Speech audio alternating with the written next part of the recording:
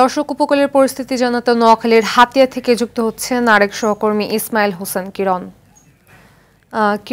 যোগাযোগ বিচ্ছিন্ন হাতিয়া থেকে নৌপথে লঞ্চ ট্রলার চলাচল শুরু হয়েছে কিনা আমাদের জানাবেন।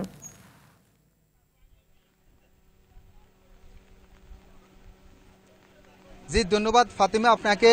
আপনি জানেন যে ঘূর্ণিঝড় রিমেলের প্রভাবে হাতিয়াতে সকাল থেকে ভারী বৃষ্টিপাত হচ্ছে, দমকা হাওয়া বয়ে যাচ্ছে।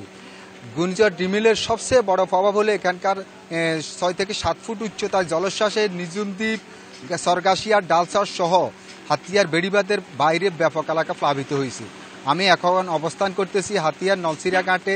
আপনারা দেখতে পাচ্ছেন আমার পিছনে অনেকগুলা ঘর, দোকানঘরের বিশাল স্তূপ। এসব দোকানঘরগুলো কিন্তু জোয়ারের পানিতে ভেসে যাওয়ার সময় দোকানের মালিকরা এনে রাস্তার উপরে স্তূপ করে রেখেছেন। এই প্রায় 2 ঘন্টা ব্যাপী জোয়ারের এই তাণ্ডবে এবং জোয়ারের এই তীব্রতায় এসব ঘরগুলা, অনেক ঘর ভেসে গেছে নদীতে। কিছু কিছু ঘর এখানে এনে দোকানিরা স্তূপ করে রেখেছেন। অনেকে দোকানের মালামাল সেভ করার জন্য, অনেকে দোকানের মালামাল নিরাপদে আশ্রয় নেওয়ার জন্য বেড়িবাঁধের উপরে এনে রেখেছেন। কেউ কেউ এই দোকানের মাল খুঁজেও পাননি, যা জোয়ারের পানিতে ভেসে গেছে।